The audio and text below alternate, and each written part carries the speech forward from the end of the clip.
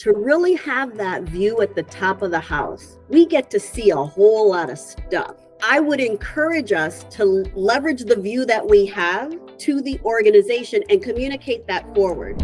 You are listening to the Preparedness Matters podcast, sponsored by In Case of Crisis 365, your solution to managing the dramatic rise in business disruptions. Take the crisis out of crisis management. Whether you're a small business, corporation, not-for-profit, or public agency, preparedness matters. Good morning, everyone. This is Vince Davis, and I'm your host for today's Preparedness Matters podcast. Hello and welcome to the podcast today. I'm joined by Chris Britton, co-founder and executive of the award-winning crisis management platform at RockDuff Solutions, and a distinguished and exciting panel today of three of the most respected voices in emergency management, business continuity, and crisis management. We've got today, in no particular order, Andrea Davis, Michele Turner, and Steve Kuhr. Welcome to the three of you, and glad to have you on the Preparedness Matters podcast. Great to be here. The privilege is mine, Vince. So this is going to be a very special episode because we're going to have a panel discussion, and what I want to talk about is the future of crisis management, business continuity, business resiliency, from your viewpoint as people who have worked in both public, private, government sectors in these disciplines, and where do you see us going in the post-pandemic? We're now probably almost a year removed from the worst part of the pandemic, and so we've all had a chance to look back and reach back and reflect. So before I do that, I just want to introduce you all to the audience. For those who may not know you, Andrea Davis is the founder, president, and CEO of the Resiliency Initiative, certified woman-owned business. Andrea empowers small businesses and communities to become self-reliant through crisis and risk management planning. Her portfolio, which is terribly impressive, is over 20 years experience in emergency management, business continuity, public health, in the public, private, and nonprofit sectors. She led global enterprise crisis management for Fortune 500 companies such as the Walt Disney Company and Walmart, overseeing large-scale responses for disasters, pandemics, cyber attacks, social unrest. Also served as external affairs director for FEMA's Louisiana Recovery Office for Hurricane Katrina. Her passion is volunteer service, which led to her selection as the inaugural emergency manager in 2018 for the International Association of Emergency Managers induction into the Women's Hall of Fame in 2013. She's currently board chair for the California Resiliency Initiative, Northwest Arkansas American Red Cross, and an advisory board member, along with myself, for the Institute for Diversity and Inclusion in Emergency Management. So welcome, Andrea. Thank you, Vincent.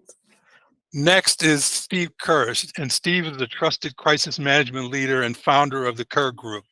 Steve has spent his entire career in emergency management, building a diverse portfolio of leadership across multiple sectors. He served as director of emergency management and enterprise continuity and security operations at Colorado Springs Utilities. While serving in this position, Steve oversaw crisis, risk, and resiliency operations for energy, water utilities, as well as dam operations for Colorado's second largest city. And during this time, also served as director of InfraGard Denver and co-founded the Colorado Critical Infrastructure Alliance. Earlier in his career, Steve served with the New York Office of Emergency Management as the founding deputy commissioner and led emergency operations and multi-risk planning. And prior to that, served with the New York City Fire Department as an EMS deputy chief and special operations commander. Steve, welcome. Thank you. Thank you, Vince.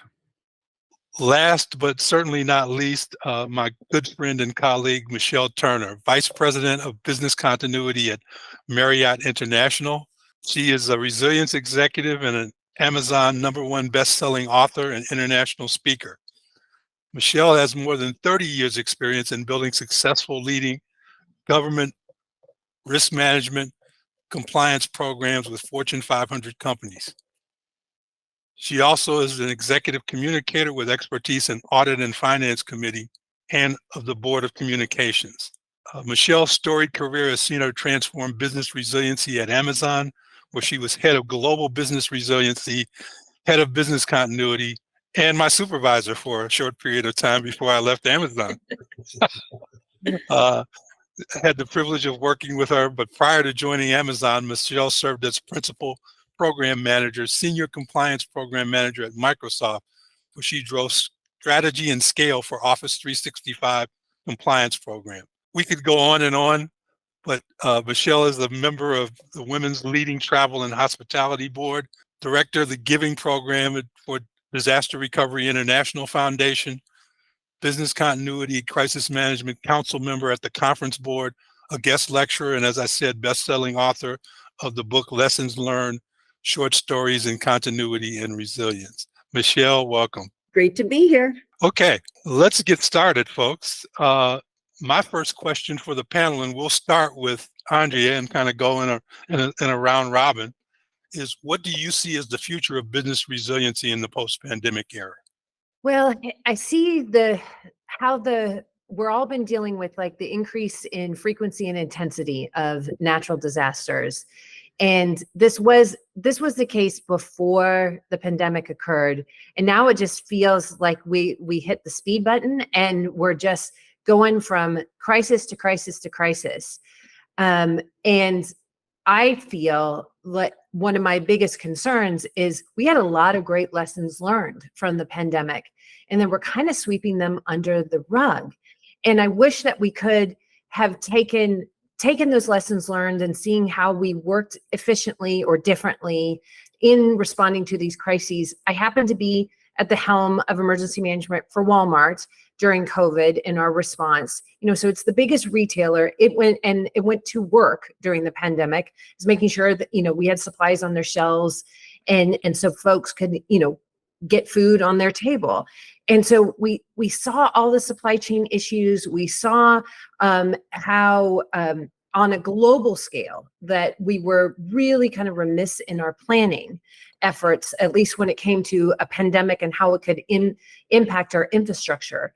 And I just kind of see this tendency, now that the pandemic's kind of in the, in our rear view mirror, that we're not really documenting everything that we went through and that we quickly pivoted and did during that time, which are great lessons learned. As it feels to me, as it gets quicker, all these crises are coming on and we're being impacted by them. And it's like with dealing with the AI, right? It can help you do your job better and faster. But if we're not actually thinking through how we approached, a global pandemic that has now ramifications to our supply chain to this day, that we're really kind of we're missing such vital information in chunks.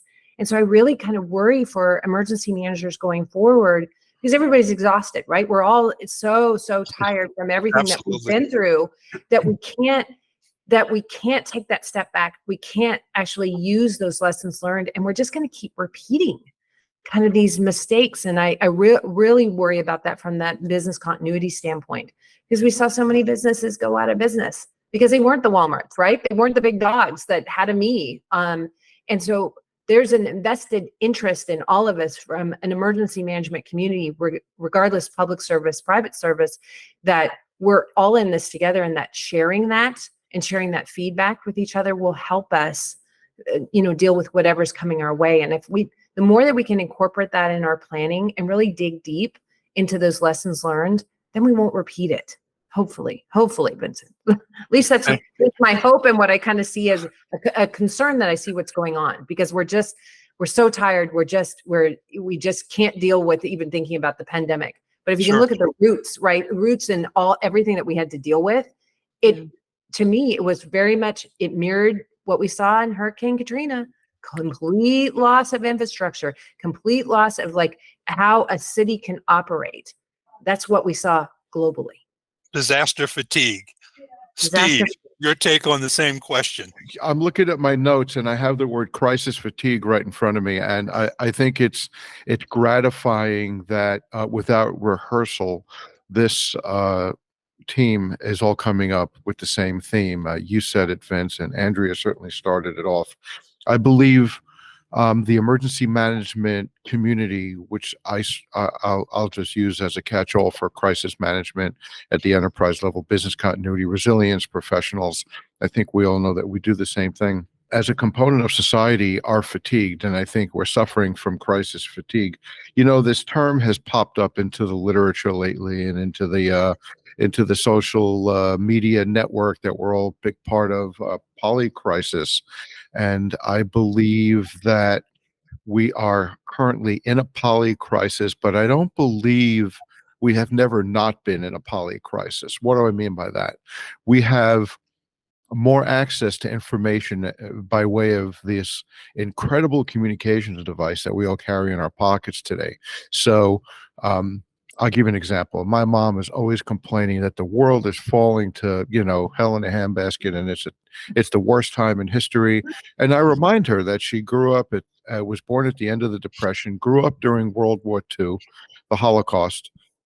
We had family members lost in the Holocaust, and then came Korea, then came Vietnam, then came civil rights, and then came a period of political assassinations in the 60s. Was that better or worse than today? So I think we've always been in polycrisis. I think we just know about it more.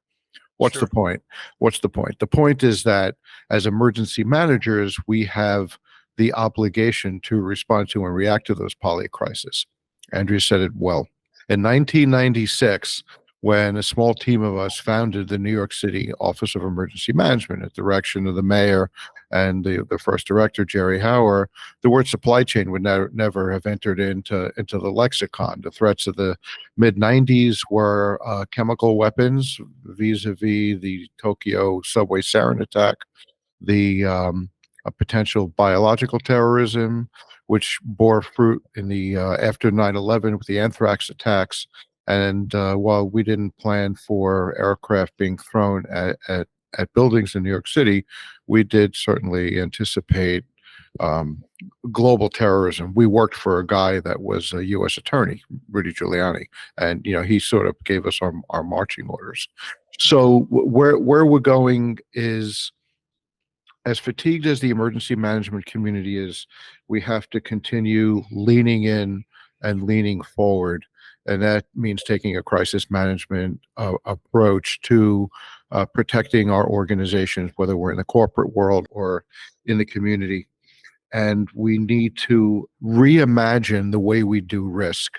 I've spoken about this recently on some other podcasts. Quantitative and qualitative risk analyses are fine to a point, but I once told a very high level person in an organization I worked for, I was briefing him out on the risk assessment that we did. And, when flooding is a 5 and active shooter is a 3, and he's like, dude, I got an MBA and an engineering degree. Could you just tell me the story? And that's my takeaway. My takeaway is, when we do risk, we need to tell the story, because the story, the qualitative, is what's going to really drive our preparedness and resilience efforts. Thank you. Thanks, Steve, so much for that. Michele, you sat high atop the largest perch in America in terms of the corporate world, Amazon, and you shepherded that organization through the pandemic. What is your take on what did we learn, what did we do, and what does the future look like from your vantage point? You know what? So spot on with the words that my colleagues have said. I think the question is, how do we then reduce the risk that we have when we're tracking and striving toward resilience? So a few things. One, I think we need to make sure that we're super clear on what resilience is. And I am trying to change this definition across the world. I will do it. I know I will. But resilience is not about bouncing back. It's about bouncing forward. I don't want to go back to where I came from. I want to bounce forward. I want to leverage the experiences that I had back in those disruptions or disasters or whatever. I want to leverage that, and I want to pull that forward with me into new and resilient efforts. The other thing from a learning perspective, we as humans have short memories. And so even though there are certain things that we could have leveraged from SARS or from whatever during the pandemic, we didn't really embed those into the cultures of who we are and how we manage things. And so we missed out to a certain extent. I think maybe from a corporate perspective, being able to do something like a SWOT analysis, understand our strengths and the weaknesses and the opportunities and the threats that we had within that process, really take that and again, bring it forward so that we don't have to start all over again. We can use that as a stepping stone for other things that may come down the pipe. I think also really reducing the gap between a lot of these other areas, such as cybersecurity and risk management and emergency response, reducing that gap to say, you know what, if we take a look at a crosswalk, all of the things that we are tracking to, we can align risk mitigation, we can align the identify, and all of these different things from a NIST cybersecurity perspective. Let's do that crosswalk. Let's show where there's alignment so that we can work together and collaborate, as opposed to every one of our silos, quote unquote, having to start all over again. And then the last thing I think of, let's be real in how we're tying our programs to the top of the house in terms of strategy. You want to make sure that when you say that you have a business continuity program, well, what does it matter to the core values of the organization? You want to be able to tie in the mission and the vision of business continuity and resilience and emergency response and risk management to exactly how it ties in to the overall corporate vision and mission. Doing those things allows us to be really real in terms of what the impact is. And I think about Admiral Stockdale. He unfortunately was a prisoner of war. And when someone asked him, hey, tell us something inspiring that you learned that got you through this situation, he said, you must never confuse faith that you will prevail in the end, which you can never afford to lose, with the discipline to confront the most brutal facts of your current reality, whatever they might be. And I'm thinking, is that really, wow, is that inspirational? Actually, what he's saying is, if there's a situation that's going on, meet it for what it is. Don't try to pretty it up and make it look like something different. Let's just be real with exactly what it is, because only then is when we can really address the situation. If we make it look pretty and something else, our mitigation plan is going to go in a totally different direction that may not meet the need. So the future that I see is around getting real clear on what resilience is, making sure that we are spot on in terms of what we're tracking to and really being real with it, collaborating across the groups, and just making sure that we can leverage some of the other mitigations that we have in place to continue to bounce forward. Wow, very powerful. Thank you, Michele. This is Vince Davis, and you're listening to the Preparedness Matters podcast. Our guests today are talking resiliency in the post-pandemic. Andrea Davis, Steve Kuhr, Michele Turner. Chris, do you have any follow-up questions for the group? Those are some really very separate and disparate statements about where these really burst professionals think we are, and how do we go forward? Yeah, no, it's fabulous information and input. I think we all appreciate I guess the question back, and for comment than question today. And we talked about the concurrency of events and what's going on in the world we live. And while it's true, we've always had to chew gum and walk at the same time in the world of emergency management.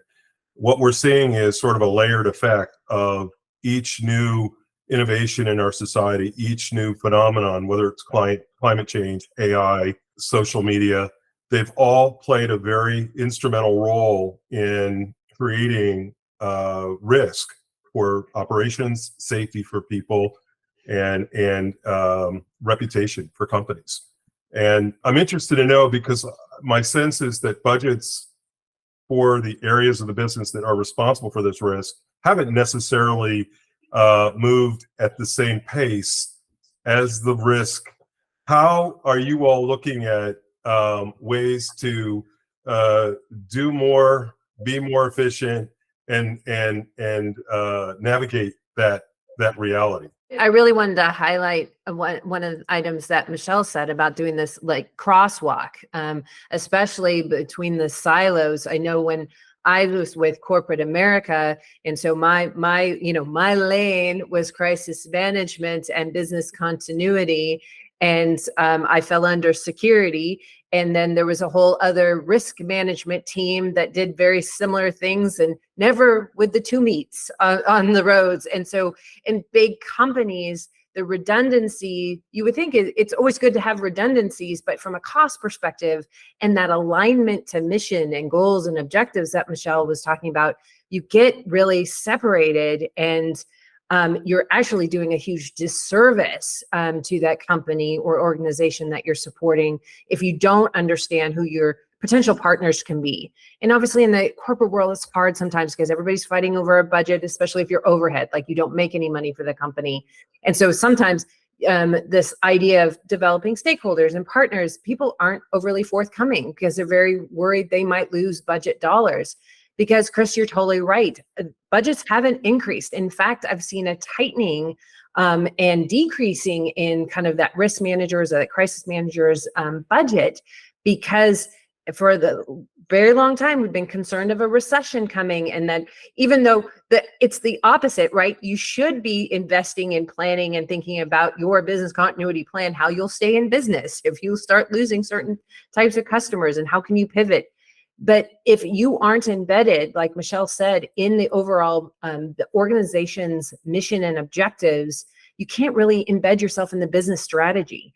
And that's my number one tip, especially, and it's not just for the private sector. It's if you're in public sector as well, you have to be embedded in the mission of that organization, and you have to be part of the business strategy and an overarching strategy of how you're going. And because a crisis manager's job is at the end of the day to help stay in business and make sure people are safe. And if your people aren't safe, you can't stay in business. And so you're fundamentally tied to a business's strategy.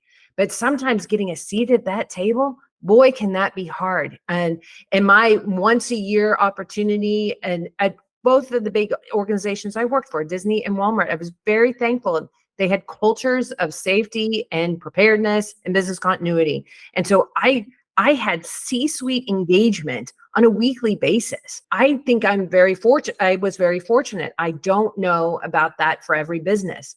And it's the more that you can make yourself kind of showcase how you are a value add to the overarching business is almost, it's both thinking of yourself as job security at the end of the day, but then also really helping that company having this culture and push forward to, continuity first. Steve, your thoughts on Chris's question there? I like what Andrea is saying and concur with all of it. And in order to try to compensate for that, whether it's a community emergency management situation or in the corporate world, I like the crisis management team model. Now, in order to have an effective crisis management team, the crisis management team has to be empowered. And that means you need a blessing from the C-suite. And I was fortunate in my last corporate job, semi-corporate job, the utility that you mentioned I worked for was public sector, but it was kind of like a corporate structure. I reported to a C-suite officer who reported directly to the CEO, which meant I had direct access. I was very fortunate in that regard. So the crisis management team needs to be empowered not to just assemble during times of crisis. So when the balloon goes up, the bell rings, whatever language you want to use, the team comes together and manages the crisis. The crisis management team should also be your planning team, sort of like an LEPC at the municipal level. And that means a few things. When the crisis management team comes to execute the plan, they own it. They developed it. They have, what's that language? Extreme ownership over it. So I think in order to address these extraordinary changes in the risk ecosystem that have occurred in the past 3 years, you need to have that steady hand. And by the way, any organization could have a crisis management team. If you're a sole proprietor, well, guess what? You are the crisis management team. Figure out how to manage a crisis for your business. And you should be tracking that hurricane if you are in West Palm Beach, looking at the beach like I am right now. And I know that I don't have any active systems, but a system just formed on the west side of the Mexican peninsula. So, that kind of stuff, you're tracking that stuff. But to the extent organizations can put teams together, they should have teams that represent certainly. I'm going to stay away from like structure, like ICS structure. Right now, it's just representation from the business units, production end of the business, transportation end of the business, certainly security, safety, that kind of thing. Excellent. Michele. So, here's the thing.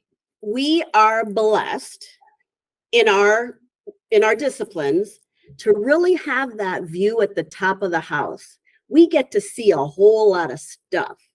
And I would encourage us to leverage the view that we have, accept that role, and focus in on the impact to the organization and communicate that forward.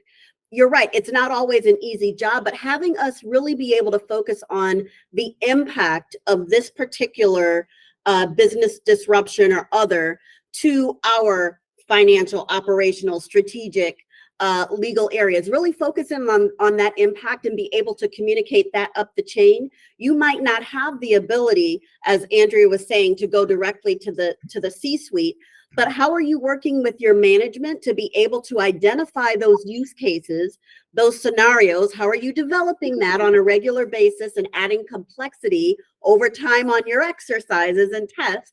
How are you doing all of that to really show what the impact could be on the organization and how we can work with C-suite and provide them the information from an emerging risk perspective? They're focused on accountability and liability. We get to see some of the other things and put those dots together. Let's share that information and not be afraid to, actually, in the right manner, but accept the role that we have and be creative and how you can start to share those messages and that impact with middle management, reporting up through senior leadership and executive leadership. We've got one of the best views of the house. And so let's just make sure that we're sharing those views with others in a way that they can be receptive to it and they can understand how it's a win-win for them to be able to communicate this up the chain, see some of those emerging risks and put mitigations in place before those things happen. Not to eliminate the risk, because risk can't be eliminated, but it can be reduced. There's always going to be risk in the environment, but what can we do to make sure that we can reduce that negative impact on our organization? Awesome. Chris, I'd like to add one thing, if I may. Sure. I think we need to overcome the apathy or the "it's not going to happen to me" attitude. My And goodness, yes. right. And Second that. I think part of that is because people in business focus on revenue, people in business focus on production, the things that they're supposed to focus on. And I'll give you for example, as a business in South Florida, being a member of a number of chambers of commerce and participating in community events, there's a general attitude that hurricanes, we got that. So my message to the business community in Florida or the Carolinas, or pick a state, Alabama, along the Gulf Coast or Atlantic coast, is you got it until, well, you don't. Fort Myers Beach, Hurricane Ian is a great example of that. So last year, of course. So we have to overcome that. And that exists within organizations, pick an industry. Those organizations that are compelled to do emergency planning, risk and resilience planning, that are compelled to do it by regulation. So healthcare, JACO, electric utility, NERC, FERC, that kind of thing. Well, that's different. Now people are doing it because they're being told to do it. But if resilience and crisis management is the cost center, I can't imagine anybody would disagree that that's a challenge for people like us to get on the radar, to get stuff done. Yeah, So we got to absolutely. overcome that. Those are You're great. listening. Those are all great points. Really Great great points, Steve. Thank you for that. You're listening to the Preparedness Matters podcast. Your host, Vince Davis, along with Andrea Davis, Michele Turner, Steve Kuhr. Panel, I want to switch gears a little bit here if I can and ask a question that I've wanted to ask all of you individually throughout this process, but I get to ask you all at once. And that is telework here to stay? And will businesses ever return to pre-pandemic levels? And if not, what does that mean for the future of how we plan for resiliency? Andrea, we're going to start with you again. If a business or organization is smart, telework is here to stay. I just think that there is such a drive to like get back to our normal that we remember before the pandemic, and pushing people back to work, and workers are, fighting it. And I'm fascinated to kind of watch these large companies force this issue and of making people return to work, and thinking about that, and not thinking about, hey, we learned a lot in the past 2.5 years dealing with this global pandemic. Let's not have a black and white approach to it. Let's think about how we can make this easier, because people aren't really fighting the return to physically come back into the office as much as they are the commute to get to the office. That's what really gets a lot of people, and with daycare issues and just time. And we saw how efficiency, just at least in my small universe at Walmart, I had the 24/7 operation. So bad thing happens on the Walmart around the globe, they call it into our emergency operations center. So I had staff 24/7 physically who would have to get on the road in this Bentonville, Arkansas. And so there's ice storms. And for a grave shift, why in the world would we return to that when they were completely actually able to handle more calls at their house, and the calls weren't local? There was nobody in the home office. There's none of these incidents happening locally. They were happening around the globe. Why would you do that? It just doesn't make any sense. And then making that much harder for that employee, to do their job, and their sentiment about their job. And so I feel if a company is smart, an organization is smart, they will embrace this and figure out ways, hybrid approaches on how to encourage and foster this for their employees.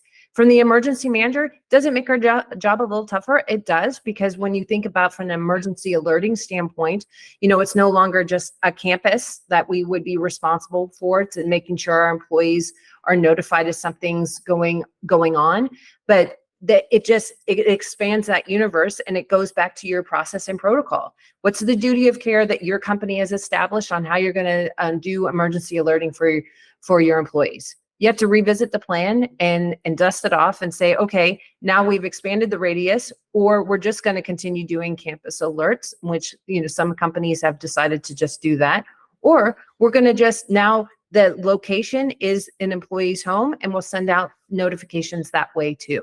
And as far as, from a continuity of operations, write that into your plan. No longer, it used to be old school, right? Where's your secondary location? And you have to get it all stacked and everything. Think of the cost savings.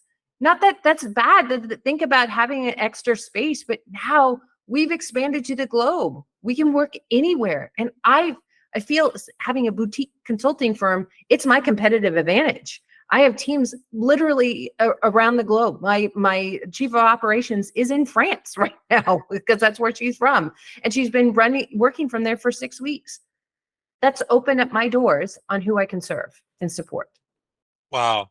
Steve, your take on it. Where are we going with telework, and what are your thoughts around that? So I think telework is here to stay with some risks and benefits. So I think we have a situation where we have distributed workforce benefits. So corporate headquarters has a fire, a flood, a tornado, a lightning strike, a violence event. People are working remote. White collar employees are working remote. We now have built in, as Andrea said, alternate work sites.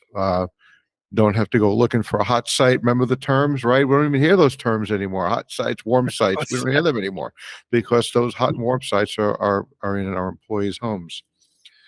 The risk can be from a regional impact event. So I'm in Florida. I'll talk about a hurricane. Miami is a major business center. Hurricane comes on shore in Miami. Miami is in Dade County. It's attached to Broward County, which is attached to Palm Beach County, and we have the Everglades and the counties on the west side of the state. If we have a simple equation, 25 employees that are spread out throughout that 3-county area, and the entire region is impacted and has no power, the company now has 25 impact locations. And that could be 25 locations where employees are in need of insert X, whatever that particular X is. So risk and benefit. It's two sides of the same spear, right? So you have the pointy end saying, oh, that's a great thing if we could just go remote and people can just continue working from home, or, well, that's also not good if we have an impact event that impacts the entire region. Sure. And here's something we need to overcome and that I've experienced, the blue collar, white collar divide. I'm sure Andrea experienced this at Walmart, because there are white collar workers that can stay home, but the truck drivers, the folks on the loading dock, the folks that are stocking shelves, moving product, supply chain logistics. So there's still a blue collar, white collar divide, and that has the potential to generate animosity. And there comes right. We're here, we're talking openly. That's something we need to be aware of as emergency managers, and we need to make sure that our leadership, our C-suite leadership, are aware of. And there's HR issues involved, PTSD issues involved. We got to make sure we get the right support. Very important, Steve. Thank you for bringing that up. We call it the carpet folks versus the concrete folks. It is real. We have folks that are, like you say, the folks that load the trucks and distribute the food, and then there's the folks that work in the front office. Both at the local level and at the national level. So that's an important thing. I'm glad you brought that up. Michele, your thoughts. Telework, is it here to stay? I know at Amazon, you and I did some early planning on, earthquake preparedness and those kinds of things, where we had this whole force of people that was going to have to suddenly become remote. Where do you see that going, and what is your take on it? I think we've proven that we can have options, that we can work in the office and that we can work from home. I think the biggie now is to sort of go back to the quote from Admiral Stockdale. Let's confront the most brutal facts. What do we really have to focus on in terms of the risk to the organization and the challenges, as well as the opportunities? And so when we say that we can work from home, well, guess what? I'm not going to have someone just have a check printer in their home, and you now have the responsibility to print checks, and here's the corporate check stock. And okay, so maybe that's something that we need to have done in a critical facility. But let's figure out what are the things that we honestly and truly need to have done in this particular area, and then identify the resources that will have to sort of sign up and understand that this is the type of work that you are shepherding or you are leading. And so this particular work effort must be done here, whereas these work efforts can be done from home with the appropriate mitigations or controls in place to manage it, because we're still a company. You're still working on behalf of the company. And so what controls does the company have to offer the individual employee to be able to really allow them to do what needs to be done in a safe and secure fashion? So yes, I believe it is here to stay. We've proven that we can manage through these options, but now it's how do we really, how do we structure this? How do we make sure that it's appropriate, it's still safe and secure for the organization, as well as the employees that manage those things? Thanks, Michele. Chris, any thoughts there? Yeah, so I think of it a lot like, and from my perspective, the wearing of a tie. For many years we did it because we were supposed to, and that was the custom. But we always asked, where did this tie come from? Why do we wear ties? Is it because we were sloppy eaters? And then you sort of realize once you're free of the tie, it's like, why would I ever wear a tie? Except when I'm told I have to. In terms of the going virtual and some of the areas of the business going virtual in the pre versus post pandemic, I'm curious your thoughts on the impact it has on how we go about managing the interplay between the CMT, the crisis management team, and the executive briefing process. Like, how are you guys seeing that evolving, given this move to a more virtual or where everybody is at any point in time state? Michele, would you like to take that one first? I'm going to reverse the field here a little bit. Well, I was thinking, gone are the days where you have this EOC and everyone must go to the EOC to do Right. these things. And we've graduated to virtual EOCs a while back, but now what's that next step?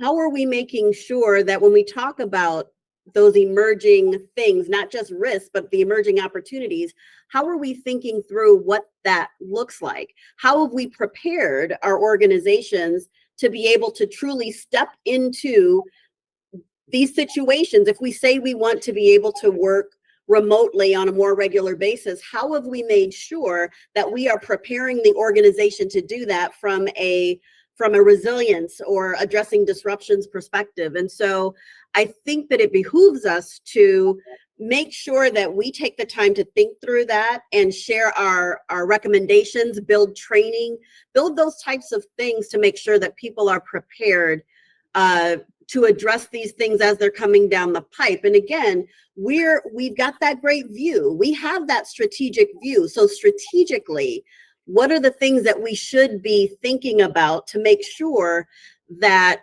we are not tied to an EOC facility or not tied to even a virtual effort? Let's do a hybrid of a variety of things. And how can we leverage technology to be able to assist us with that? Now, again, we've got to go back to that cost benefit analysis, because we don't get to have the cool and shiny, super wonderful things without justification as to why we need them and how it will help the organization from now and in the future. But I think we need to really own our strategic role within the organization and make sure that we can communicate those next steps, potential next steps up through the chain, and then get that approval to be able to move the organization forward. Thanks, Michele. You're listening to the Preparedness Matters podcast. We're talking with resiliency in the post-pandemic with Michele Turner, Andrea Davis, Steve Kuhr. Steve, your thoughts. Where are we going? How do we get this done? I know you spent a lot of time managing and developing emergency operations centers at the public level in your career. What's your thoughts? So I maintain a list of about 15 or 20 Kuhrisms, and one of my most popular Kuhrisms is never walk into a crisis without a PIO at your side. And I've learned that over the years. I have worked with some extraordinary communications professionals, and this can be on-site or virtual. So we're either in an EOC or in a virtual EOC, but there is always a PIO around. And the PIO's mission is to capture, synchronize, generate actionable, timely, transparent, vetted information. That sounds like a lot, but a good PIO can do all that. Second nature, just like anyone here could manage a crisis without really thinking much about it. It's just what we do. PIOs do that. Crisis communications, it's called. And so that's one way I solve for the communications issue. And it's really about helping the the PIO, but they should know this because we would have done this through planning and exercises, what the channels are and what the audiences are. So for this conversation, in the immediate sense, it's the C-suite, the board of directors, our customers, our public, and certainly the media, which represents all of that. Add to that social media, add to that all the places that we need to mine information from to check impact, reputational impact, the dark web, blogs. It's kind of a lot out there. There is opportunities to look at some AI capability to start mining that stuff to help us do what we're talking about. And that's a great segue, Steve, into my next question, which I want to pose to Andrea first. And that is, where do you see us going with artificial intelligence? Does that really have a place in disaster management? And what are some of the pitfalls in these early days where there's now a lot of talk about using artificial intelligence to do all of these things that we used to have real actual people do? Well, I think it's one of those things, like if we tend to, as humans, right, fear an unknown, right? This is new. We all saw the movie in the 80s. We all know Skynet, right? Like that's where my brain goes. But I definitely think that there's huge implications on the positive with AI on helping us do our jobs more efficiently. I don't think, just like virtual work, that it's going to replace the person at the end of the day. It's going to enhance and support our jobs. You know, it's great question that you just asked me this, Vincent, because Lorraine on my team, she just did an AI training for all of us, for people who, like me, are a little scared of it, and to showcase like what it could do. And she wrote a tabletop exercise with the help of AI in 20 minutes. All on, you know, as a cyber hack. And so I was really impressed, but it still relied on the individual, right, to put into the questions, to tailor it to what you need. So I really think it can help us and make us much more efficient in engaging our different audiences that you mentioned, Steve, because how you communicate with those different types of audience is different. And you can actually ask in, you know, the AI program that you're using, help me tailor a message for the media, help me tailor a message for the C-suite. And then as we're doing things more dynamically, my entire career at Walmart was completely virtual. Every exercise I did with the C-suite was just like this, with how I am with you guys today. They were in an airport hangar, some of the C-suite, and the rest were international. And here I am in my little office in Bentonville doing this. And if I had kind of a partner, this AI kind of chatbot, whatever it is that you're going to use, helping me think this through, I would have been much more efficient. So I feel as emergency managers, we have to embrace it. It was just like when drones were coming out, right? We were really kind of worried like this, they're going to all put machine guns on them and we're all gone. But think about how that helps with damage assessments. Oh my goodness. The entire damage assessment process for FEMA is completely changed with the use of drones, and for the military implications for it as well. And so I think it's in that stage, and it's just hard when something's new. And like I said, we saw the movie and we know how it ends. So You know how it ends. Thank you, Andrea, for that. Boy, that brings back some real flashbacks. Michele, we got a few minutes left here, and I want to make sure that I get this all in. I love this conversation. Thank you all so much, because I'm so engaged here. I have so many questions. We could literally go on for hours and hours. But I'd like to ask you, Michele, as we gear down towards wrapping up the discussion here, if you were to cite one major risk that all businesses should be preparing for in today's environment, knowing what we know now, what would you say? Which one would you choose, and why? Is it climate, weather? Is it a public health, disaster? Is it cybersecurity, or is it something else? If you had to point to one and say you need to be preparing for this, what would that be? Immediate things come to mind. Definitely cyber incidents and risks. But you know what? I think we need to prepare for the risk of our not being able to collaborate and partner effectively with related teams internally, which will then potentially cause redundancy, which will then potentially impact the bottom line. Don't even get me started. I think we need to take a look at that, because if we can get that down pat and really be able to leverage some of the things that we have going on, the different programs that we have going on, we could reduce costs. And that doesn't mean that we're letting people go. We can become more efficient with things and have people who need to focus in one area provide that focus, but leverage information from another, so that perhaps we don't have to spend additional money to try to get that from another source. So that took a little bit of a different path, but I'm thinking, yeah, I'm gonna go with that. I like that, Michele. Going back to Steve. Steve, your take. Is there one thing, or is it what Michele said? It's what Michele said, and I'll say it a different way. I was thinking about climate and cyber, and the risk. The risk ecosystem is just too complex right now. So I would say we need to overcome the risk of what I mentioned earlier: apathy, and it's not going to happen hereism. And because it is going to happen there, whatever there is today, just at the end of the day or through your social media stream, you will see tragically that there's been a shooting, that there's been a climate event. I experienced significant smoke events when I lived in Colorado, because Colorado is a wildfire state. Never in my years in New York City did I experience wildfire smoke in New York City. That's climate driven. So the risk, the risk environment is so broad right now. We need to overcome the apathy and get ready. Andrea, final thought on that, and then we'll go to Chris to see if he has any final questions for the panel. Hands down, I agree with Steve and Michele, both of you. That apathy, and then having these redundancies in our little silos.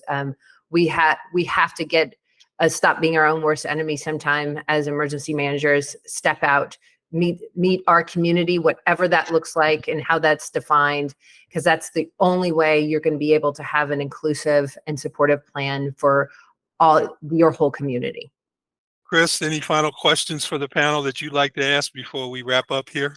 Well, actually, I'll end with a comment. And first of all, you guys have contributed some fabulous insight.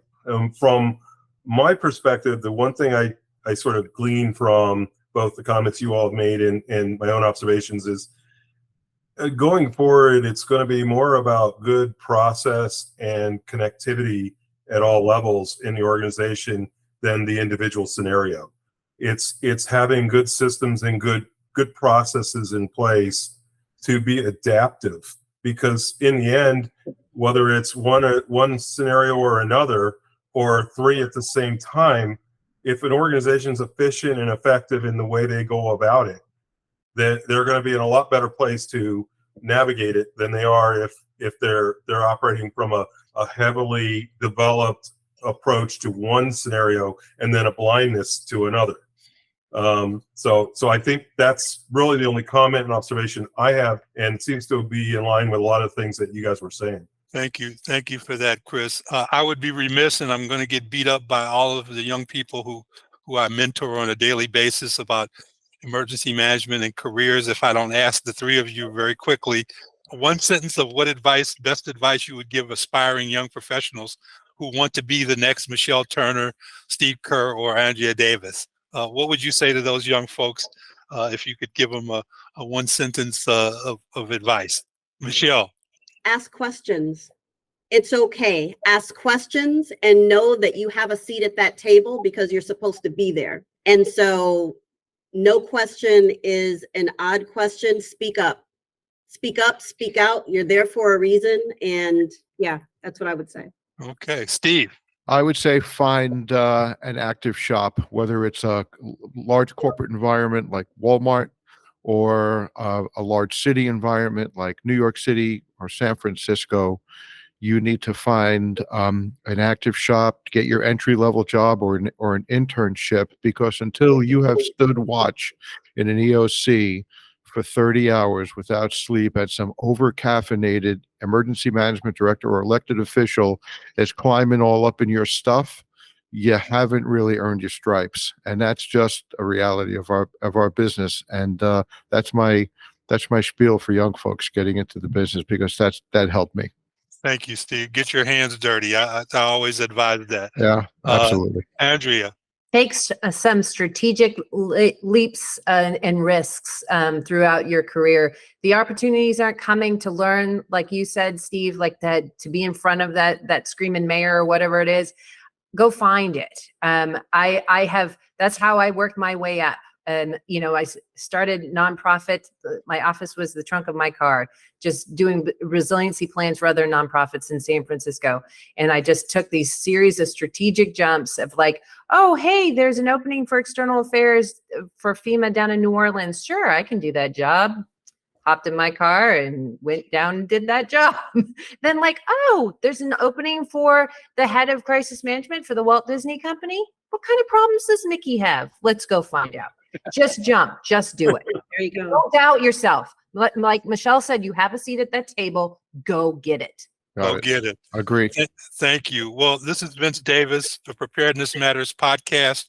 I want to thank our distinguished guests today, Andrea Davis, Steve Kuhr, Michele Turner. So grateful for you to be here. I'd like to reserve a spot somewhere down in the future to resume this and other conversations. So interesting, so many insights and so many more questions that I now have to pick the brains of the brightest and best minds in business resiliency, emergency management, and crisis management. We're going to sign off here. I thank you for your participation, and we'll look forward to working with you and speaking with you down the road. Thank you. It was great.